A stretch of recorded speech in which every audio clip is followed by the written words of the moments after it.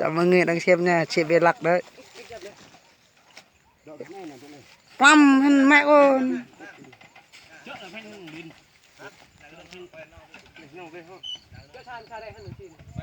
Bên này tối rồi.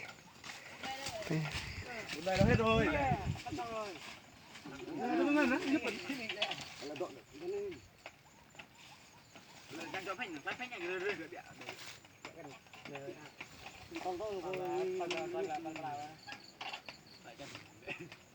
Anh trên cái lọ con nân, anh cái tay cái chút. Cô phải đỡ hơn đăng lên, ngọn tàu đăng là bắt hơn. Đăng ngay nè, đây đăng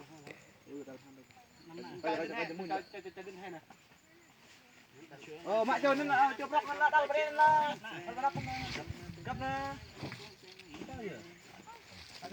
Anh mới bị anh thầm hello, chào mừng các bạn đã quay trở lại channel của mình nhá. Mình là Phúc TV. Hiện tại đang làm công ty TikTok. Rồi đây rồi. Đập luôn á. Đập luôn á. Cái đầu.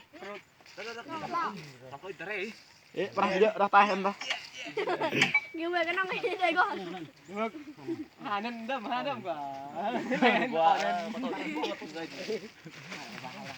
Bố 11 bao cả. Trên elect rồi. Một người đang xem. Đừng có xem nó ra ngoài đấy. Mình phải đâm quay bờ. Vô là mẹ ăn có quên tích rồi. Tay đệ hả? Tay đệ nè. Vạch nó chuyên mặt đồ. Đâm ơi. Tao cái thằng video hình. Không ngợi đâu. Xem mình nhỏ luôn quay máy nha. Đây anh em tao mốt đang quay máy này. Xem đây. Tay bút bè. Đó không dối đâu.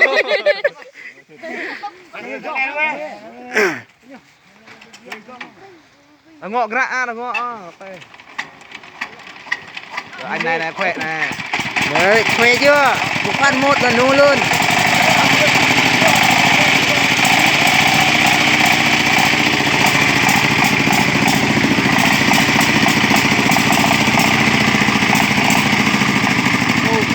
Khỏe nhiều quá.